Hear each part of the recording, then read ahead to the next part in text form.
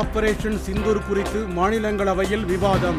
போர் நிறுத்தத்தில் வேறு நாடுகளின் தலையீடு இல்லை என அமைச்சர் ஜெய்சங்கர் விளக்கம். செந்தில் பாலாஜி ஊழல் வழக்கில் திமுக அரசுக்கு உச்சநீதிமன்றம் கண்டனம்.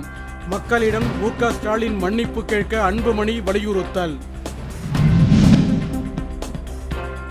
தமிழ்நாட்டில் இதுவரை தென்மேற்கு பருவமழை இயல்பை விட 11 விழுக்காடு குறைவாக பெய்துள்ளதாக வானிலை நடுவம் தகவல்.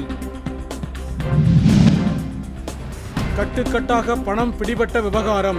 உயர்நீதிமன்ற நீதிபதி யஷ்வந்த் வர்மா மீதான வழக்கில் தீர்ப்பை ஒத்திவைத்தது உச்சநீதிமன்றம்.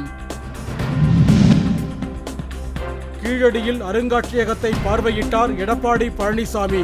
அகழாய்வு அறிக்கைக்கு நடுவண் அரசு ஒப்புதல் தர வலியுறுத்தல்.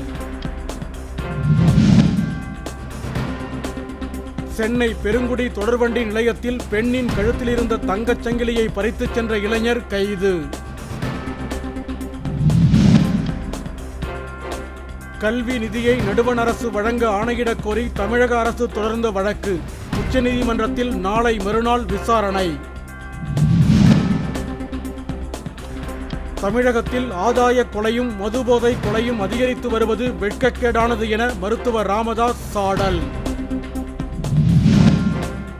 12,000 ஊழியர்கள் பணி நீக்கம் எதிரொலி.